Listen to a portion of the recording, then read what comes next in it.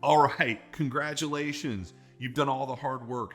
You listed the house, you marketed it well, you negotiated a great deal for your seller, you have it under contract, and it's time to close. What should your seller expect? That's what today's video is about.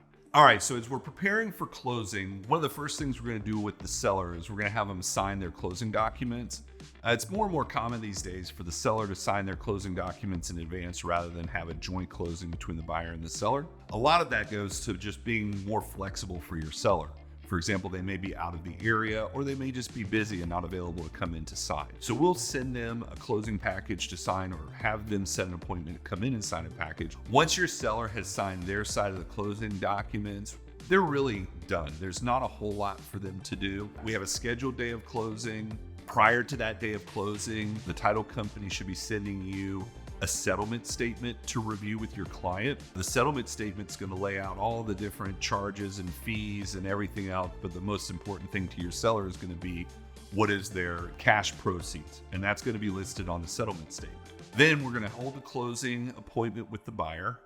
Once that closing appointment is completed and we have funding authorization from the lender, if there is a lender involved, we're going to send out a note to all parties that says, hey, we're closed and funded. And then your seller is going to want to receive their proceeds. And this is something we set up in advance with the seller. Some sellers prefer to receive a check. If they're receiving a check, it's going to be overnighted out the day of the closing, so they should receive it in 1 to 2 business days following the closing. If your seller has elected to receive a wire, we're going to obtain their wire instructions in advance of closing. We're going to confirm those wire instructions with them. You can set that expectation for them. It's our way of protecting them from fraud. Then, once we receive funding authorization from the lender, we will initiate the wire to the seller. With most banks, that wire will be received the same business day. At the latest, it would be the next business day. Honestly, it may seem simple because it is. On the seller side, the closing process at this point is pretty simple. Again, I'm Clay Lehman with True Title of Central Florida. We're here for all your closing and title needs.